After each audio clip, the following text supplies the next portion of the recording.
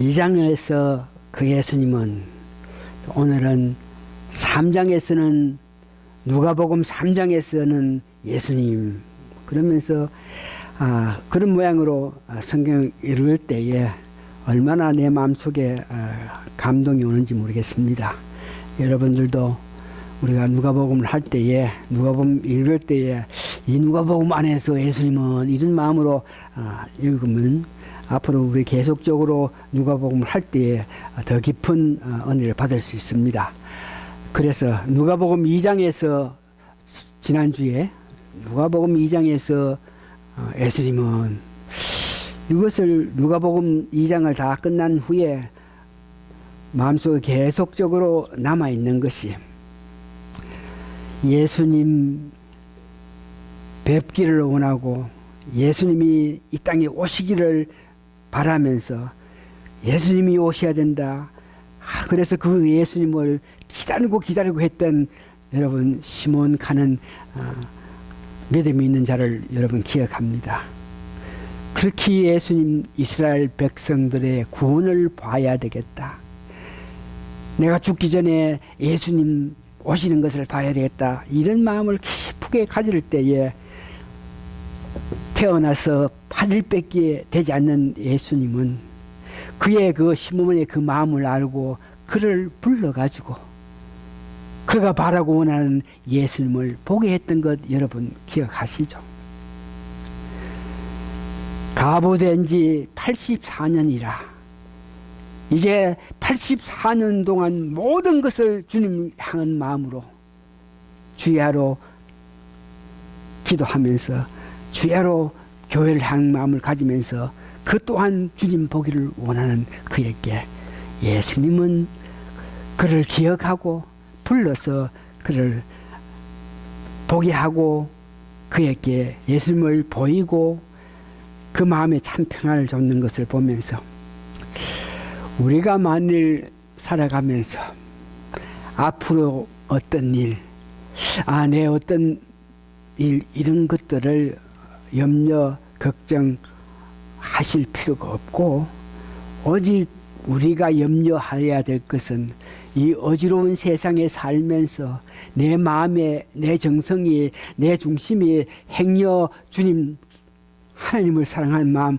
주님 사역을 벗어나서 다른 일에 우리가 마음을 둘까 이런 문제에 여러분 마음석임을 하면 분명한 것은 여러분이 분명하게 주를 향한 마음 정말 열심한 마음으로 주를 향해 달려갈 때에 어떤 일이 있더라도 누가복음의 2장은 그래서 주님께서 그를 향한 마음을 가지고 있는 그에게 찾아가서 그가 원하고 바라는 것들을 해줬던 그것을 보면서 우리가 앞으로 살아가면서 염려 걱정해야 될 것은 행여 여러분들이 행여 내가 이 세상 일 여러 가지 일로 인해 가지고 주님과의 그 깊은 사랑 주님이 한 마음이 그 중심적인 사고방식이 벗어날까 이런 문제에 근심을 하고 오직 주를 위해서 달려가면 나머지 어떤 일이 있더라도 우리 주님이 오셔가지고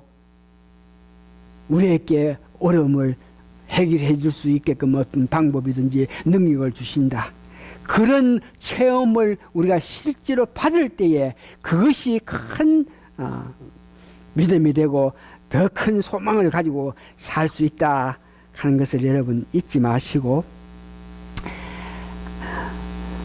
오늘은 누가복음 3장에서 그 예수님은 누가복음 3장에서 예수님을 보면서 세 가지를 이렇게 논하겠는데 첫 번째 예수님은 누가를 기록하는 사도 누가복음을 기록했던 누가를 예수님이 선택했다 그랬습니다.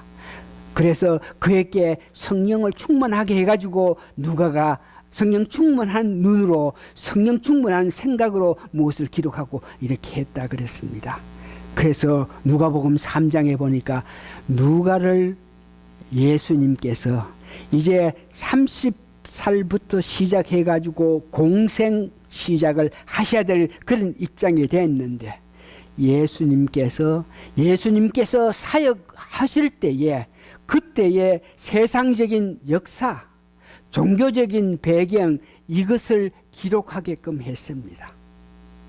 그래서 그 누가복음을 보면은 오늘 3장에 보면은 역사적으로 귀중한 자료를 누가가 기록했는데 그것이 뭐냐 그러면 로마 정권 그 당시 황제가 디베로 하는 사람인데 그 로마 정권을 갖고 있는 황제는 머리가 좋아서 유대 이스라엘 지방에 어떤 한 사람으로 통해서 통치를 하게 되면 어떤 반란, 어떤 문란이 일어날까 싶어가지고 그 한마음이 돼가지고 행여 로마에게 대적할까 싶어서 그가 머리를 섰는 것이 이스라엘 한 그 나라의 여러 지방으로 나눠가지고 그 지방에 따라서 어떤 사람은 총독이라고 부르고 어떤 사람은 그 지방에다가 봉왕이라고 부르면서 이스라엘 한 그 나라의 지도에 여기는 누가 책임지고 여기는 누가 책임지고 여기는 누가 다스리고 이렇게 했는 것을 보면서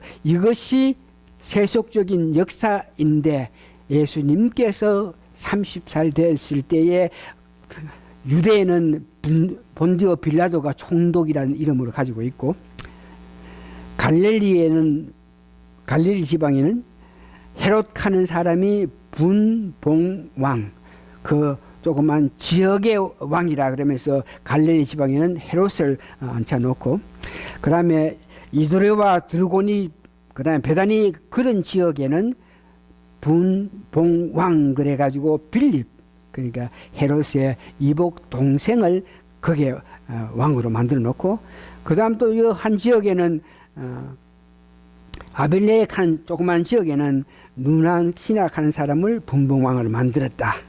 이것이 역사적인 그런 기록입니다. 그래서 우리가 누가복음을 볼 때에 역사적으로 귀중한 자료를 갖게 되고 또 종교적인 배경도 보니까 오늘 본문에 보니까 그때에 안나스와 가바야 대제사장이 제사장 직분을 갖고 있었다.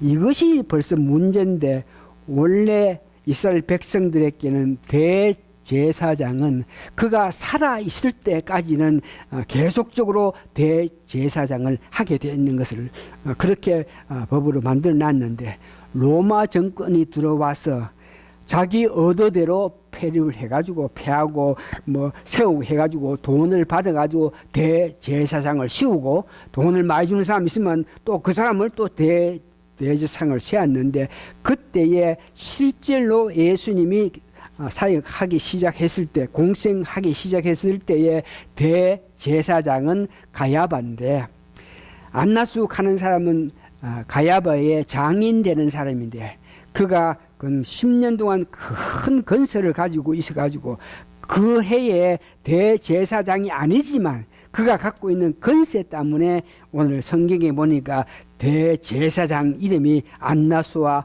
가야바라 하는 것을 기록해 놓은 것을 봅니다. 누가복음 3장에서 세속적인 어떤 역사와 종교적인 배경을 기록하면서 그때에 예수님이 공생을 시작했을 때에 세상은 어떻게 돌아가고 누가 왕이고 누가 어떻게 정치했다 이런 것들을 이렇게 기록한 것을 보면서 우리가 어떤 모양이든지 주의 일을 하는 사람입니다. 뭐 크고 적고 간에 어떤 모양인지 우리가 주님에게 주님을 향한 마음을 가진 우리를 불러가지고 각자에게 필요한 어떤 모양의 일을 시켜가지고 있는데 우리도 어떤 모양이든지 주의 일을 하는 사람인데 우리가 주의 일을 하고 있는 이 땅에 지금 여러분이 살고 있는 이 지역에 대강 세상이 어떻게 돌아가고 종교는 어떻게 돌아간다 이런 거에 대해서 뭐 내가 무슨 뭐 그런 거에 대해서 무슨 그렇게 하시면 안 되고 적어도 우리가 속하고 있는 이 지역에 이 나라에 정치는 뭐 이런 문제 종교는 어떤 이런 것들을 알고 있는 것이 여러분들이 어떤 모양이든지 나름대로 사역을 하는 일에 도움이 된다 한 걸 아시면서 여러분 적어도 뭐 아시겠지만 미국 대통령은 오바마인데 이제 집권 2년을 이래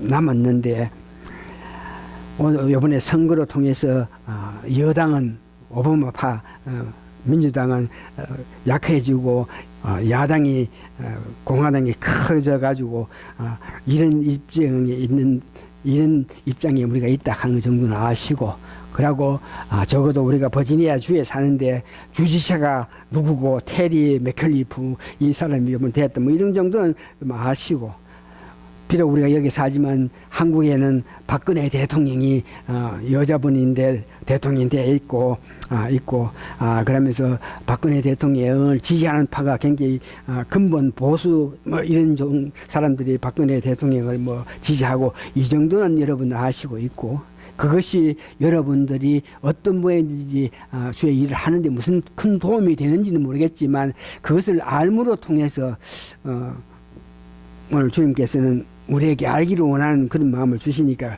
그 정도 아시고, 종교 문제도 여러분 뭐 전혀 뭐 아무 생각하시면서 계시는 것이 아니고, 적어도 우리 종교 문제는 가톨릭이 여러분 잘 아시는 교황 프란치스코가 이래가지고 종교 혼합주의 사상을 이렇게 나타내음을 통해 가지고 지금 가톨릭 교회가 굉장히 교세가 확장되는 그런 단계에 있는 그런 이치에 있고, 개신교 여러분들이 믿고 있는 개신교회는 교세가 자꾸 약세되는데, 그래서 이 개신교회에서 뜻있는 사람이 새로운 개혁, 종교개혁 한 것 같이 오늘날 20세기에 새로운 우리가 계획을 해야지 개신교가 살아납니다 하는 그런 단계에 여러분들이 살고 있다 하는 것을 정도를 아시기 바랍니다. 다시 한번 말씀드리지만 그것을 알아가지고 내 지금 삶에서 무슨 특별한 어떤 유익이 있는지 그것에 대해서는 자세히 모르겠지만 적어도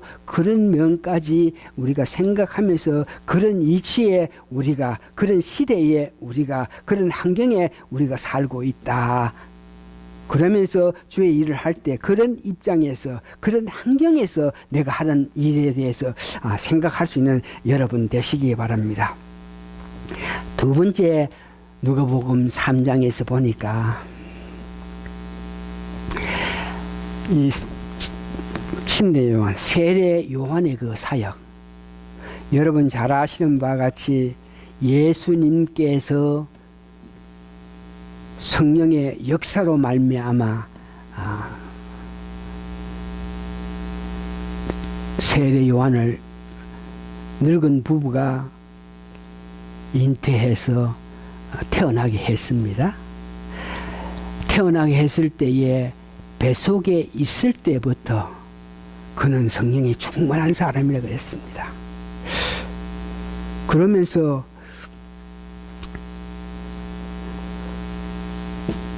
그가 사역했는 것은 태어나기 전에 천사가 이미 그가 태어나면 이런저런 일을 한다. 주의 일을 예비하는 사람이다.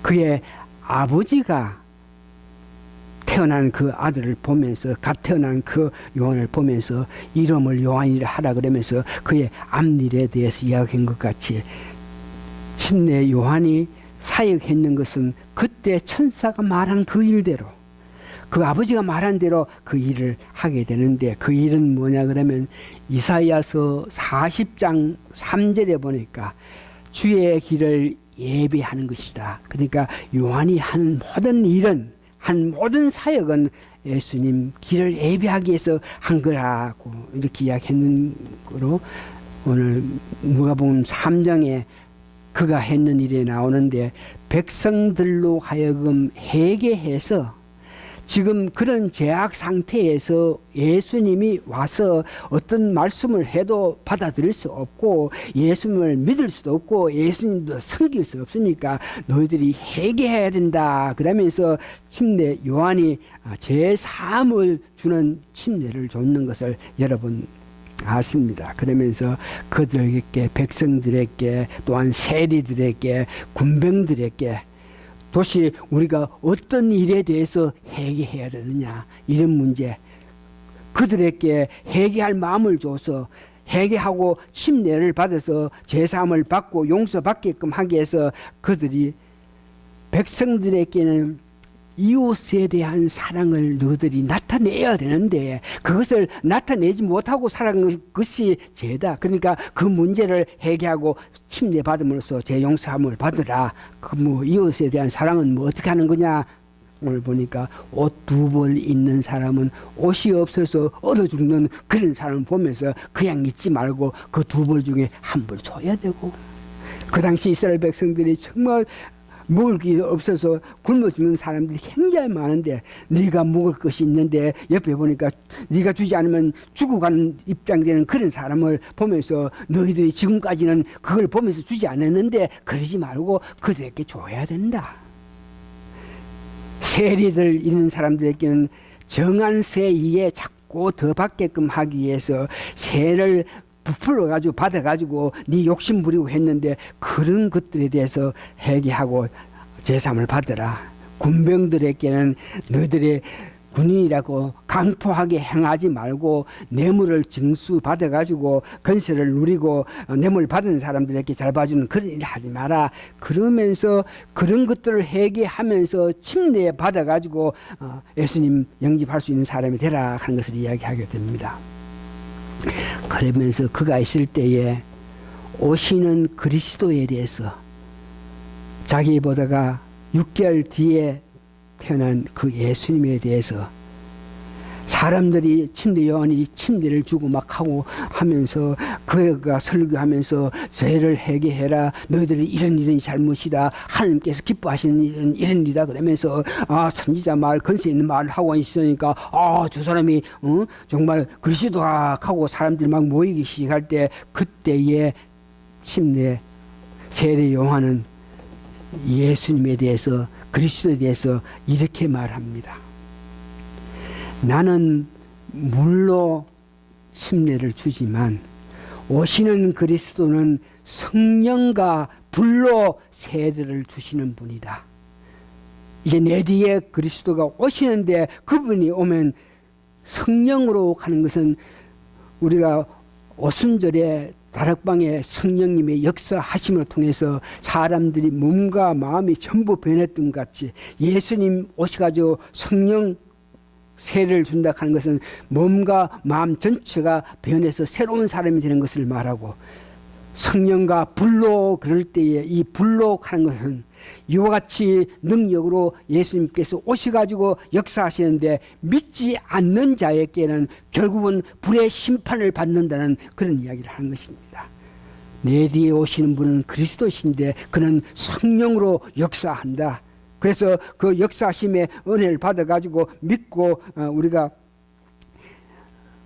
회개하게 되면 성령의 큰 은혜를 받아가지고 새로운 사람이 되지만 믿지 않을 때는 불로 심판을 받는다. 이렇게 이야기하면서 그러면서 사람들에게 물로 이렇게 세례 침례를 주고 있을 때에 이제 예수님이 침례 요한한테 세례받기 위해서 옵니다. 그런데 침례 요한이 내가 오히려 침례를 받아야 되는데 어떻게 내가 그리스도에게 침례를 줍니까? 그럴 때에 예수님께서 말씀하신 것이 의를 이루기 위하여 나에게 세례를 줘라. 그래가지고 침례 요한이 예수님을 침례를 줍니다.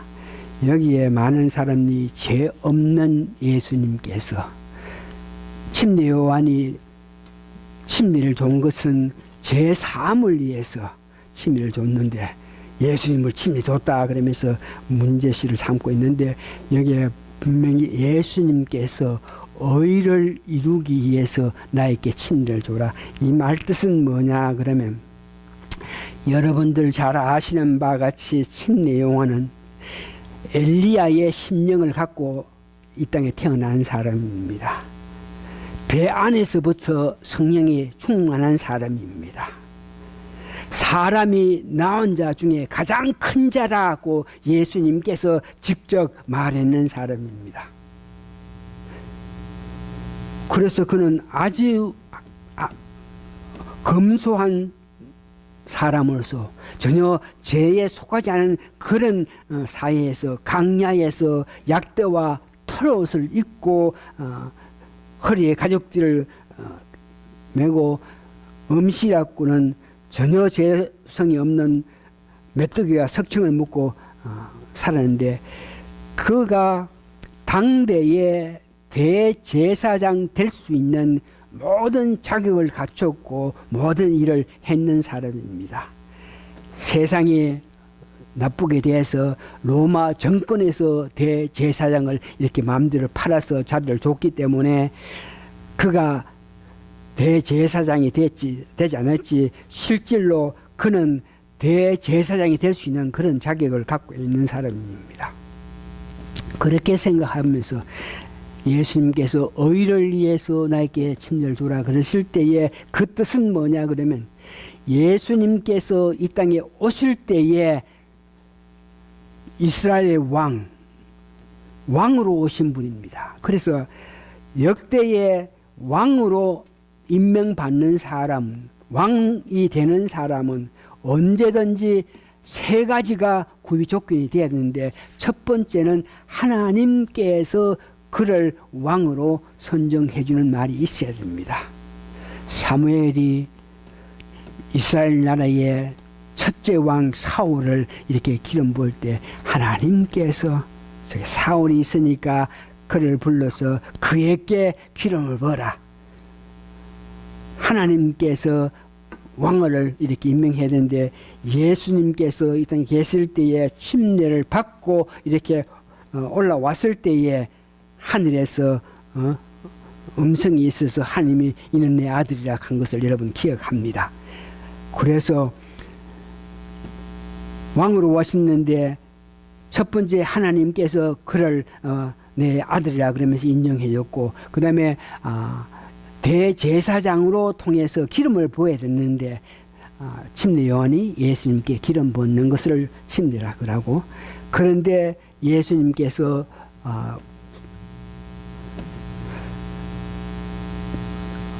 요한복음 마태복음 12장에 보니까 백성들이 하나님이 인정해 줬고 대제사장이 기름을 부은 그 예수님을 백성들이 인정하지 않고 예수님을 배척했습니다. 그래서 예수님께서 나중에 공생을 하시는 과정에 십자가에 돌아가시고 했는데 이런 모양으로 해서 침례 요한이 예수님께 침례를 줬다 한 것을 아시고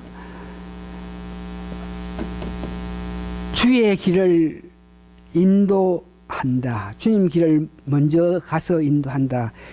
그래서 침례 요한은 예수님께서 공생하신 후에 나중에 십자가에서 고난당해서 죽게 되는 이 모든 것을 아는 것이 요한입니다. 여러분 예수님께서 이제 십자가에 고난 당하시기 전에 그때 월요일 날부터 여러분 예루살렘 성전에 가신 거 여러분 기억하시죠? 그때 가셔가지고 예수님이 성전을 깨끗이 했다.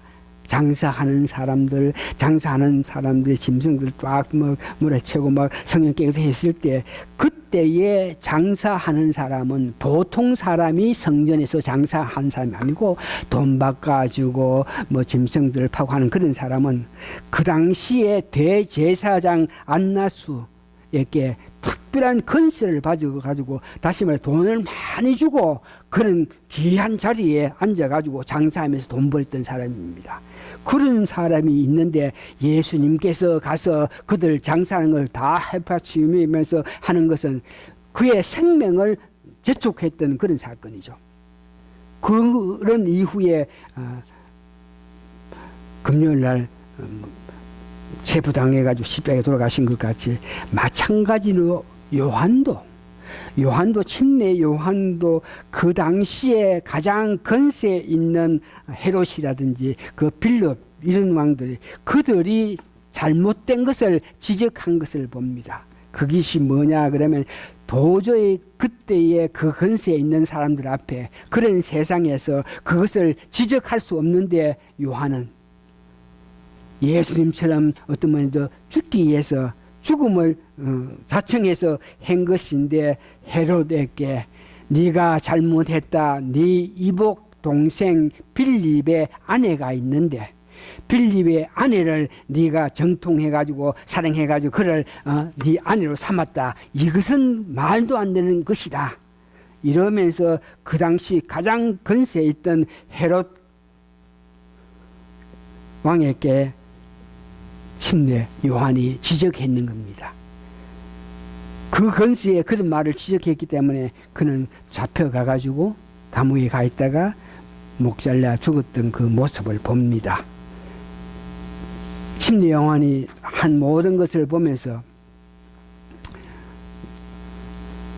침례 요한이 살아가면서 예수님께 향한 그 마음,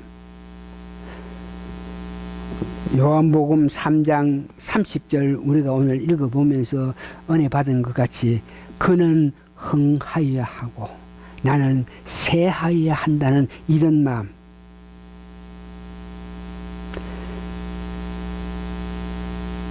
다시 한번 요한은 살아가면서 예수님 길을 예배하시는 자로서 살아가면서 그의 그 마음은 항상 내가 한 모든 일로 통해서 예수님은 흥해야 되고 내가 일을 함으로 통해서 나는 새해야 된다. 이런 마음을 가지면서 살아갔던 그를 봅니다.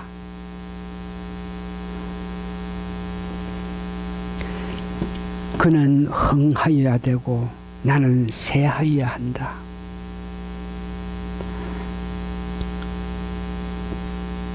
누가복음 3장에서 예수님께서 하신 일 중에서 특별히 요한이 그 마음속에 예수님을 향한 그 마음, 어떤 면이든지 우리가 살아가면서 우리들도 어떤 면이든지 주의 일을 크고 적고 간에 하고 있는 우리가 하는 모든 일에 내가 일을 함으로 통해서 예수님께서 흥하셔야 되고 나는 일을 하다가 뭐가 새하는 한이 있더라도 나는 주를 위해서 산다는 이런 마음을 가지시는 여러분 되시기를 바랍니다. 우리가 살아가면서 주님이 흥하게끔 하기 위해서 살고 있느냐, 아니면 내 자신 흥하게끔 내 자신 잘 되게끔 위해서 내가 수고하고 노력하느냐, 이런 문제에 대해서 우리가 깊게 은혜 받지 못하면 알지 못하는 거죠.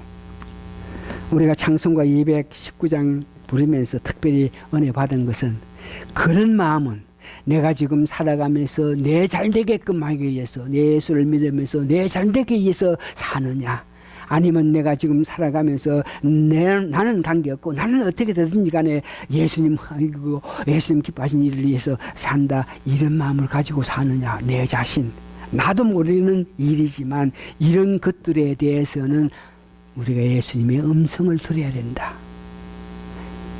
말씀으로 혹은 예수님께서 우리에게 지적을 해줘야 되고 우리에게 역사해 주실 때 그때 비로소 우리가 어떤 모양으로 살고 있는 것을 알 수 있다.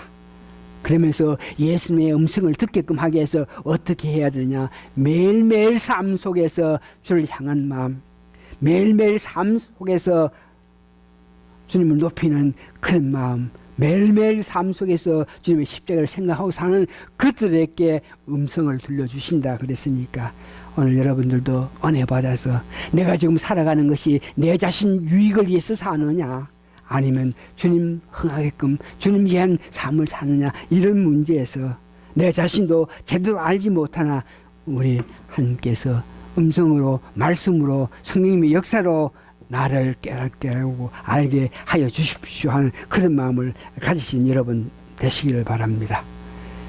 세 번째, 오늘 족보를 이야기하는데 이 족보 결론이 없어요. 예수님 족보에 대해서 마태복음에서 마태가 유대 왕으로 오신 예수님에 대해서 족보를 쫙 기록해 놨어요. 그런데 마태가 기록한 그 족보하고 누가가 또한 예수님의 족보를 기록했는데 전혀 이렇게 다윗 왕하고 예수님 탄생하셨던 그때하고 그 사이에 그 족보가 전혀 맞지 않고 있어요. 그러면서 이 문제에 대해서 나름대로 은혜 받은 것이 있는데 뭐냐 그러면 마태복음에서 다윗 왕 중심으로 그 족보를 그 후대는 누구 왕이고 후대는 누구 왕 이렇게 족보를 기록했는데 여기에 문제가 있는데 그것이 뭐냐 하면은 열왕기상 8장 25절에 보면은 하나님께서 다윗 왕에게 그 마음에 합한 다윗 왕에게 약속하고 언약한 것이 있습니다. 네 후손이 이렇게만 하면은 너로 말미암아 너 씨앗이 너의 핏줄이 계속적으로 왕위에 올라간다는 약속이 있는데 이것을 솔로몬이 성정을 건축하고 난 연후에 하나님께 다시 한번 약속을 받는 게 있는데 열왕기상 8장 25절을 보니까 이렇게 말씀하십니다. 이스라엘 하나님 여호와여 주께서 주의 종 내 아버지 다윗에게 누가 솔로몬이 기도하는 겁니다. 다윗에게 말씀하시기로 내 자손이 자기의 길을 삼가서 내가 내 앞에서 행한 것 같이 내 앞에서 행하기만 하면 너 자손들이 하나님 뜻대로 잘 살기만 하면 하나님 말씀을 잘 듣기만 하면 너에게서 나서 이스라엘 왕위에 앉을 사람이 내 앞에서 끊어지지 아니하리라. 그러니까 하나님 말씀 잘 듣고 하나님 뜻대로 잘만 사면 다윗 왕 자손들이 계속 왕으로 한다 하는 것을 이야기했는데 그 말을 솔로몬이 기억하고 하나님이여 그렇게 우리 아버지에게 약속했으니까 하나님이여 그렇게 지켜주십시오. 그래 지켜주실 것을 믿습니다. 다윗 왕의 후대가 계속적으로 왕의 자리를 앉기를 원합니다. 그렇게 했습니다. 그러니까 하나님께서 다윗 후손들에게 너들이 다윗이 이와 같이 하나님 위해서 산 것 같이 계속 잘 살면 그 후대는 계속 다윗 왕의 자손들이 왕 된다고 이렇게 이야기했다 이겁니다. 그런데 에르미야서 22장 보고 에르미야서 36장 보니까 그 당시 유대가 망할 때쯤 다 돼 가지고 에르미야를 통해서 하나님은 바벨론 가는 나라가 갈대아 가는 나라가 너희들에게 쳐들어와가 너희들을 이렇게 죽이고 너희들이 재산 모든 것을 다 갖고 올 테니까 그냥 그 갈대아 사람 바벨론이 쳐들어오면 너희가 대항해가 싸우지 말고 그들은 강하고 내가 불렀기 때문에 힘이 있기 때문에 절대 그들에게 대항하지 마라. 이렇게 하나님께서 엘리야를 통해서 유다의 왕들에게 이야기합니다. 지금 바벨론에서 갈대아 사람들이 바벨론 군대가 수없이 오는데 그는 강하다. 그런데 그 사람들에게 네가 대항하가 싸우려고 그랬다가 큰일 나니까 그러지 마라. 그러는데 그때 왕들이 그 말을 듣지 않고 애굽의 사람들을 불러가지고 애굽과 타협을 해가지고 애굽의 힘을 빌려가지고 그 바벨론 가는 그 대국에게 같이 전쟁을 시작해요. 그럴 때 에르야가 울면서 왕이요 유대 백성들이요 방백들이 만일 바빌론하고 싸워가지고 하기 때 너희들 다 죽고 큰일 나니까 절대 그래 하지 마라 그랬는데 그 말을 했는데도 그 말에 어긴 사람이 다윗 왕 자손 중에서 여호와김 하는 사람이 있었고 또 요아김 하는 아들 요아김 그러니까 그의 아들 요아김들이 그렇게 하나님께서 바빌론 갈대아 사람들과 대항해 싸우지 말라 그러는데 싸워가지고 완전히 그 이스라엘 백성들이 죽고 하는데 그때에 하나님께서 여기에 하나님 명령에도 불구하고 싸우지 말라 그랬는데도 불구하고 바빌론과 싸워가지고 온 백성들 죽게 만든 요아김 그러고 요아긴 이 사람들은 너희들에게는 너희들 이후에는 너 아들들이 너 손자들이 왕위에 올릴 수 없다. 내가 다윗 왕에게 약속했는 것 같으면 너 자손들이 계속 왕이 돼야 되는데 너희들이 내 명을 어겼으니까 그 후대 사람들은 왕으로 올라갈 수 없다고 이렇게 이야기했는데 마태복음 11장에서 12절 보니까 다시 한번 마태복음 1장 11절에서 12절에 보니까 하나님께서 너희 자손들은 그 다윗 왕의 후손으로서 그 자리를 잡을 수 없다. 그 후 내 왕이 된다. 되지 않는다고 이야기했는 그 사람들을 마태복음에서는 계속적으로 바벨론으로 사로잡혀간 요시아는 요고냐와 그의 형제들을 낳으니 바벨론으로 사로잡힌 후에 요고냐는 수알다벨을 놓고 수알다벨은 수르바벨을 놓고 그 후손들이 계속 왕이 됐다 하면서 마태복음 그렇게 기록했습니다. 그것이 마태복음의 족보의 문제점입니다. 하나님이 안 된다 그런 그 사람들을 마태복음에는 이렇게 족보를 기록했어요.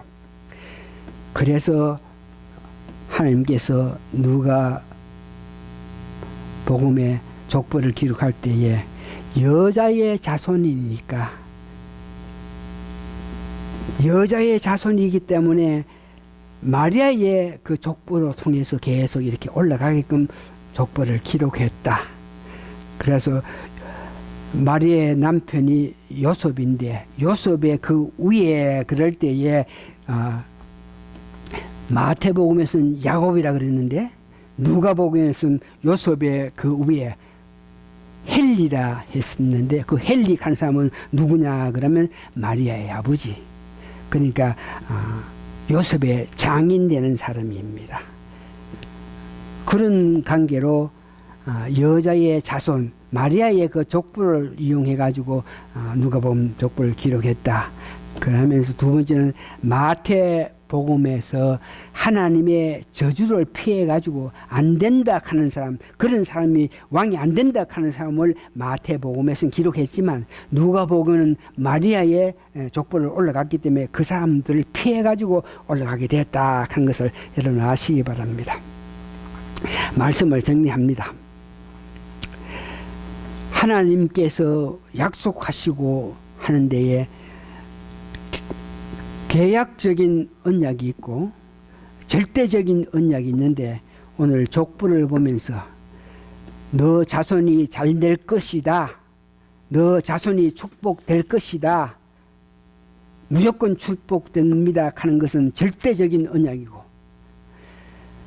계약적인 언약하는 것은 너 아들들이 이렇게 계속 믿음 생활 잘하면 후대에 축복을 받겠다. 이런 것들을 계약적인 언약입니다. 그래서 우리가 하나님 주신 은혜대로 살면은 축복을 받는 것이고 우리가 하나님 자녀라 그래도 하나님 은혜대로 살지 않고 내 마음대로 살아가지고는 은혜를 준다 그래도 은혜 받지 못하고 산다 하는 것들은 여러분들은 아시기를 바랍니다. 절대적인 언약이 있고 계약적인 언약이 있는데 우리가 알기로는 많은 일에 대해서 계약적인 언약입니다. 우리가 하나님 계속 잘 믿고 하나님 뜻대로 의지하고 살 때에 구원을 계속 유지하는 것이고 만일 변해서 새로운 사람이 됐다가 세상 쪽으로 나가지고 완전히 하나님 배반하고 이렇게 살면은 그 사람들이 구원받는다 하는 것이 계속적으로 구원받을 수 없다 하는 것과 똑같은 것이죠. 말씀을 정리합니다. 3장에서 우리가 다시 한번 은혜를 받아야 될 것은 요한이 예수님을 향한 마음, 예수님을 위해서 일하는 자가 그 예수님에 대해서 어떤 사람이라 이런 문제에 대해서 여러분 깊은 은혜를 받으시기를 바랍니다. 요한은 예수님께서는 신랑이신데 신분을 신랑이 취하겠지만 나는 신랑이 옆에서 그 기쁨에 같이 동참한다. 나는 흥하여 예수님은 흥해야 되겠고 나는 세야 되겠다. 이런 마음 관계 여러분 꼭 기억하시면서 요한이 가졌던 그 마음 자세를 보면서 여러분들이 오늘 다시 한번 믿는 자 중에서 여러분들은 어떤 면에서 직분을 받았습니다. 저도 직분을 받고 여러분들 직분을 받았습니다. 그러면 살아가면서 요한이 마음 먹었던 요한이 가졌던 그 마음새 여러분 다시 한번 잘 생각하면서 이 말씀 들어보세요. 내가 믿었기 때문에, 직분을 받았기 때문에, 내가 이런 일을 하기 때문에, 그래서 특별한 우울감이라든지 건의라든지 이 존경을 기대하고 바라는 그런 마음보다가, 여러분 세례 요한이 가졌던 그 마음,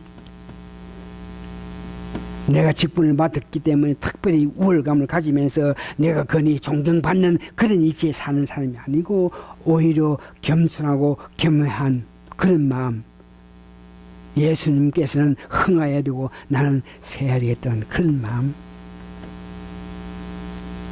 우리가 구원의 은총을 받고 택하심의 은혜에 특권을 가진 것에 대해서만 자랑하면서 거기에 대해서 뿌듯한 마음을 가지는 것보다,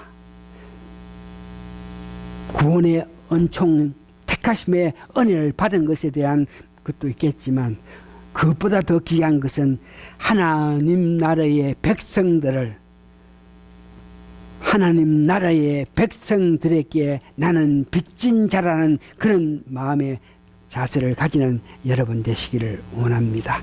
다시 한번 요한이 가졌던 예수님을 향한 그 마음, 겸손하고 겸허하면서 예수님은 흥해야 되고 나는 세야 된다. 내가 갖고 있는 직분에서 우월감이든지 존귀받고 존경받고 기함받는 것보다가 겸손하고 겸허한 그 모습, 예수님도 겸손하고 겸허하시는데 그런 모습에 우리가 되기를 바랍니다. 다 같이 기도하시겠습니다.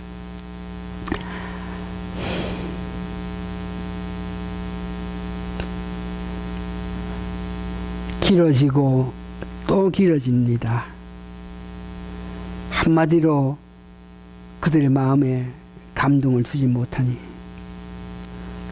하나님 말씀으로 그들에게 바로 전하지 못하니, 그들의 마음이 감동을 받지 못하니 말이 자꾸 길어지고 길어지는데, 하나님이요 은혜를 베풀어 주셔가지고 제가 말한 많은 것 가운데서 특별히 하나님께서 기뻐하시는 그 말씀들, 그들 우리 사랑하는 성도님들 마음속에 새기게 도와주셔가지고 살아가면서 요한이 살면서 예수님을 향한 그 마음, 저희들을 가지게끔 원하고 바라는 우리 삶이 되게 도와주시옵기를 예수님 거룩한 이름 받들어 감사 기도합니다.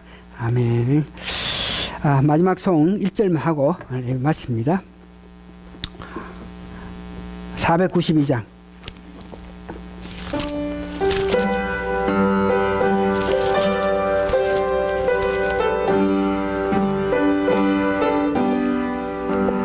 나의 영원하신 기여 생명보다 귀하다.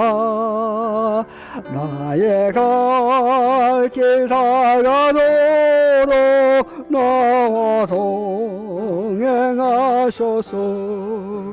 주께로 가까이 주께로 가오니, 나의 갈 길 다가도록 나와 동행하소서.